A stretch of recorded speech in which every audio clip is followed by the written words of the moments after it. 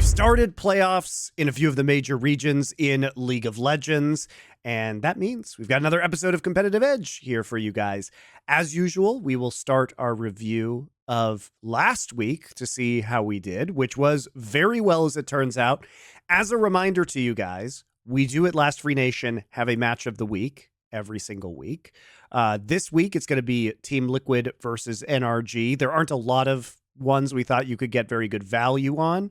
But we have been correct in all of our matches of the week so far. And if you win on our match of the week and you sign up using our referral link below, you can get an additional 10% profits up to $100 USDT or its equivalent in another cryptocurrency. Of course, that applies only to your first bet, needless to say. But if you've been predicting along with us, you have made a lot of money so far. So let's dive in first to our results from last week. So first off, we did take the we took the underdog for Mad Lions at 250 because they were at almost 2.7 versus Fnatic in what we thought was going to be, potentially a 50-50 matchup. Fnatic wins, but it was just because the odds were so good. And I don't even regret that. I still personally expect Mad Lions will just wake up at this championship finals and then still make it to Worlds and one of the top 4 spots. Basically, everyone knows they have quality players. At the moment, maybe they've been hit by the patch a little bit, but sooner or later, they're going to be good. They can't. It's actually inexplicable they've lost 9 games in a row. It doesn't even make sense. Yeah, it probably won't continue to happen, at least not at the same clip. Obviously, our match of the week last week was KT versus Gen G, which turned out to be a much more one-sided affair than we would have thought. But still, KT was coming in as a heavy underdog at 2.7, put 500 there, got 800 back. We also parlayed KT's wins against D+ and Gen G, both of which were 2-0s. So all in all, we made about 1,100, actually almost 1,200 or 1,200, in fact, on those matches. And so that was incredible value. We also predicted Hanwha over T1 because Hanwha had over 2 odds. We unfortunately fell behind with Team Liquid versus Evil Geniuses, who couldn't pull off the win there, even though Team Liquid was a slight underdog in that matchup. And we did predict Golden Guardians coming out over Team Liquid. All in all, we were up over $1,000 last week. So pretty nice haul, especially after we got hit a little bit hard the week before. And really riding the KT versus Gen G and KT's current success to its maximum possible benefit. So that was nice to see. We are heading into some more matches this week, especially looking at playoffs. We have kind of a limited selection because LCK is still in regular season. We're going to be taking some of those games. But we only have one matchup that is known so far in LEC. And just to get that out of the way right now, Thor, and you can give your thoughts on this, but Fnatic is at 1.344 to 2.88 for Team Heretics. It seems like this is going to be a Fnatic win. And with those low odds, I don't really feel like putting a wager on this match. No, I think they're too low for the favorite. Basically, unless you're a believer in Heretics, I would stay clear of that match. Looks like a trap. Yeah, I agree. And because it depends on the winner of that match to see the future matches, we can't actually predict, of course, the third place match with Excel coming out of the losers bracket. But you can keep an eye on that, and we might post some stuff on social media about our predictions depending on the odds when that happens. Otherwise, the LCS matches, we'll take a look at both of the ones that are going to be coming up this next week. And we'll probably take a bit of a flyer on TSM just because EG has been kind of unstable. And if you think EG, the 1.248 odds are not too good to look at. But let's kick it off with LCK. We have another T1 at 1.285 compared to DRX at 3.259. So DRX is a bad team, guys. There's no two ways around it. But T1 continues to lose to bad teams. And with these odds, I think a flyer is worthwhile. What I find so bizarre is that, how are the odds? Look, they obviously are in theory higher than they might be previously. Obviously, real T1 would have been 1.0 or something for a match like this. Sure. But even to be as high as 1.285 is Who is betting on T1 in these games? Because as you're pointing out, mate, they lost What's to the BRION value? the other day. Like, they can lose to absolutely anyone in the LCK. So I think it's crazy that you can still get this mad value for the underdog. Like, most of these underdogs are worth a flyer, especially because now there was a more recent interview where it's actually implied now there is no return date for Faker. Now maybe it is just Porby all the way out. And by the way, unlike the Grizzly Tehana, the Porby one's never worked. It's never looked good so far. It looks really bad. And I've read all these interviews from T1 players, mate. They just all sound mentally checked out. Like, it's like they just know it's over. I mean, I think after all the losses they've already taken in important matches with this lineup, you know, that mental damage combined with the mental damage of losing Faker and their coach is probably just too much. Like, I think you can't run this roster back anymore. It's done at the end of the year. I think they're big mental boomed right now. And by the way, they can lose all the rest of their matches and still make it into playoffs, and likely will still make it into playoffs by losing the rest of their matches. So I don't really see the motivation here. They did beat Nongshim when we took a flyer on Nongshim. They actually probably will beat DRX, I have to think. They only need one more match to 100% lock their playoff seed, and this might be it. So I'm not going to go crazy and put as much as I did on the Nongshim match. But you know what? At 3.259, I think this is worth 100. A very small bet, just in case it hits and the underdog is successful at taking out the favorites. So all you need is one game where Croco just gets a nice couple of ganks off. Suddenly it's doable. It's mad doable. Yeah. DRX is not a good team, guys. And to be clear, I do think T1 will win this, but I think just a small flyer is worthwhile.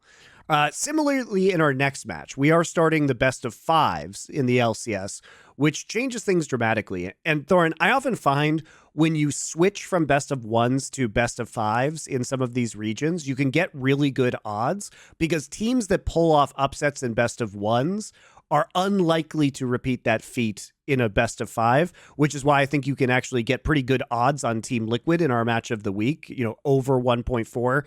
NRG's had those one-off games, but I don't think they stand much of a chance at all in a best of five. Now, in this next one, I do believe EG will win this series, right? There is some hype around TSM because they've been winning more recently.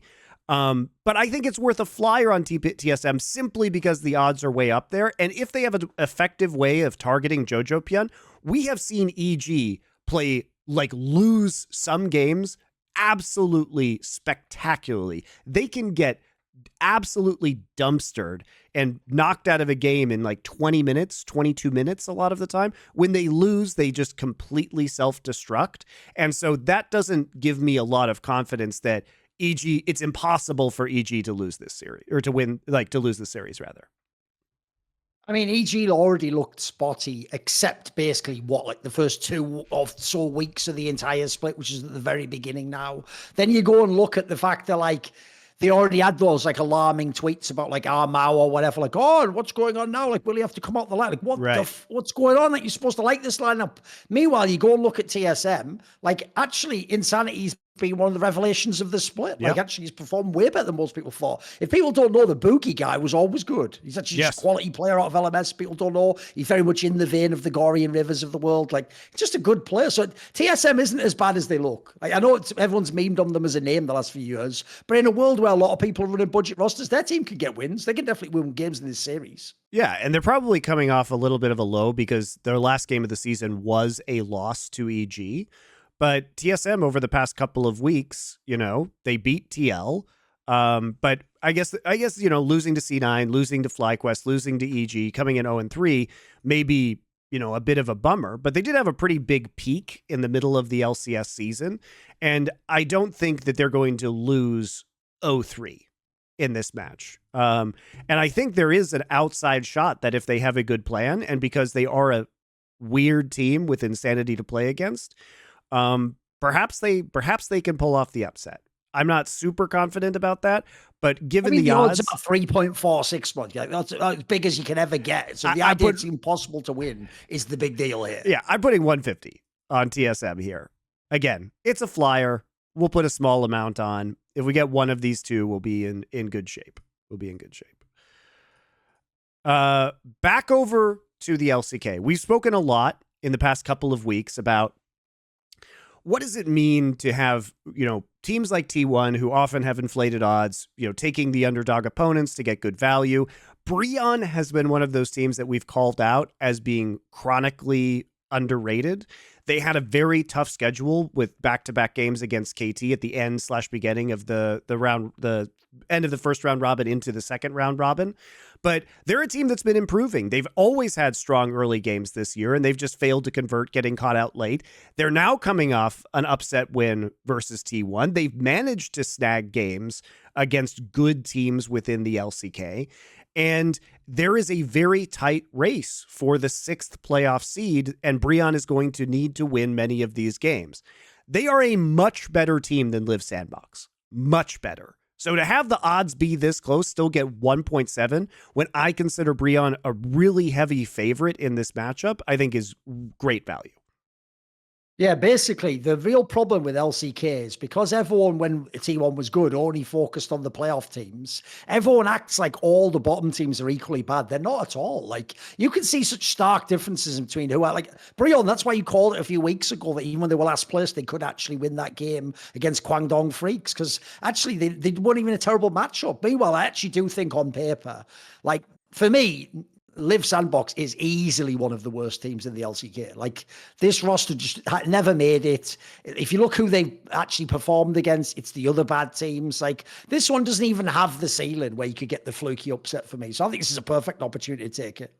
Yeah, and also, like, look at BRION in the last couple of weeks. Like, now they're entering the easiest part of the split for them. I mean, their next opponents are Liiv Sandbox, Nongshim. They could steal a playoff spot here, man. Yeah, DRX. Spot, yeah. They need to win against these teams to push them into 6th place because they're tied. All the teams at 4-10. There are 4 teams at 4-10. Kwangdong Freaks, Liiv Sandbox, BRION, and Nongshim. Okay, so if BRION can take out a bunch of these teams before they face Gen G as their final match of the season, they're going to be in a really good spot. And remember, BRION has already stolen games off of D+ Kia, Hanwha Life. They beat T1 2-1. So they're actually contending with some of the higher up playoff teams, which is not something we have seen from Liiv Sandbox, right? And BRION just feels like a team that is continuously improving, and if they can overcome some of these getting caught out late game flaws, that's where we could really see them start to shine. So I'm a big bro lever heading into the second, the end of this second round robin. And it's just irresistible. Like 1.778 here, I think is extremely, extremely good for bro. So I am going to go ahead and take them as a relatively, like, we'll put a pretty big one on this one. I think we'll go 500 here. Like, I'm pretty confident that bro's going to come out on top. And especially with these odds, that feels nice. Next up, our match of the week, and that is Team Liquid versus NRG. Doran, do you see any reason to believe in NRG here? This just feels like a slam dunk for Liquid. I mean, NRG is actually better against the good teams. There's that angle. The problem is, it's a best of Team 5. Liquid. Yeah, the problem is Team Liquid. Like, for me, NRG was the BO1 team. It's why there was mad value towards the end and picking them in BO1s. They can get the upset. The thing is, in an overall best of 5, like, Team Liquid structure looks way better. Actually, even the new player Apple looks way better than a lot of the players in the LCS. Like, they look like they should win. And they just got the odds to make it plausible. Right. Usually we talk about having, if you want to take a favorite, having 1.4 is kind of the sweet spot of where you want to be. Team Liquid did struggle a little bit in the last week against other top teams. They did lose to Golden Guardians. They did lose against EG. APA in his champion pool might be figured out eventually. And, NRG is coming off that win against Cloud9. That was a bit of an upset, but then they lost to fucking Immortals. You know what I mean? Like, so this roster, it's often said they play to the level of their opponents, but I think this is more of a fluky best of 1 thing. And I find it very, very difficult to believe that they are going to be able to win 3 games out of 5 against Team Liquid. That just seems like it's a little bit too far.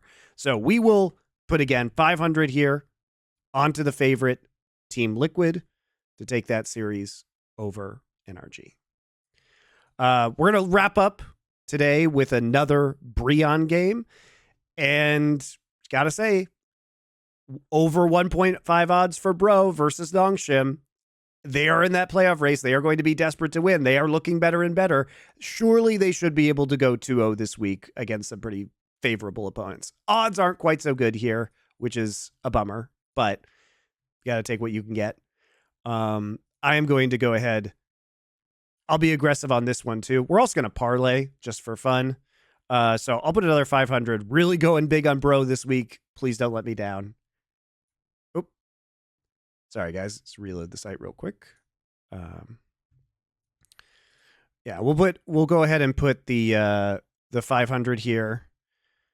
The trick, like you say, is the people who don't watch the LCK, it's probably the hardest league in the world to bet just based on the standings and who has how many wins. Like, because it's best of threes, the reason why Monty was able to bet on BRION long before, it was because they had 2 total series wins. It's because it's just the way that they lost to the big teams showed they actually were capable of playing good League of Legends. Right. The difference is some of those other teams that have won 4 matches total, some of them are absolute crap. Like, they don't play very well. Like, that's why it seems like Nongshim, it's easy to pick against. Like, who has any hope in this team to do something big? So to me, teams like them, Liiv Sandbox, like if you haven't watched them, there's almost no connection to past years of these teams. And then also LCK is probably one of the worst leagues in the world to look at just the names on like a Gamepedia and think, oh, that's a name I remember. They might be terrible now. Like some of the names on these teams are terrible now, even though they used to be good players. So these aren't good squads. Yeah, we're also going to put a parlay here onto BRION winning both games. It's 2.782, so we'll put 150 on that.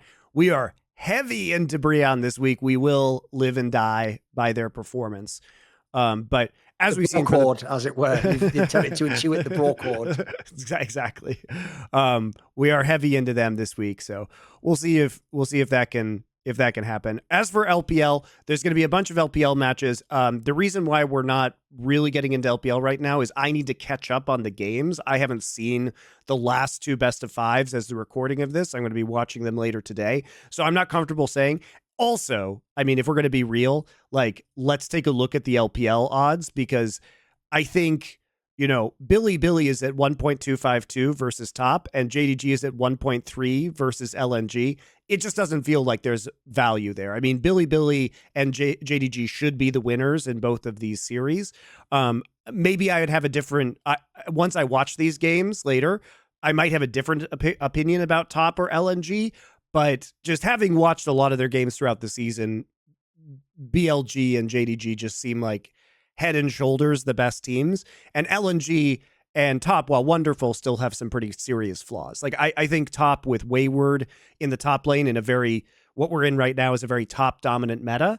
I think that is probably not going to see them winning a title, and LNG, as far as they've come, still isn't pound for pound anywhere near as strong as JDG, who should be the overall favorites for the LPL. So it's hard even to take a flyer on them, I think, in a best of 5. For sure. Other than that, as the playoff brackets unfold, you may check on Twitter and see some of our predictions. So be sure to follow Esportsbet Twitter. We do put predictions up there that they have been posting. So that's a way to follow along. And you may see us put some betting slips on our Twitter later this week, especially in LEC, kind of once we get past that initial round. So be sure to follow along with us. And remember to subscribe here to the Esportsbet YouTube channel. We'll see you next week.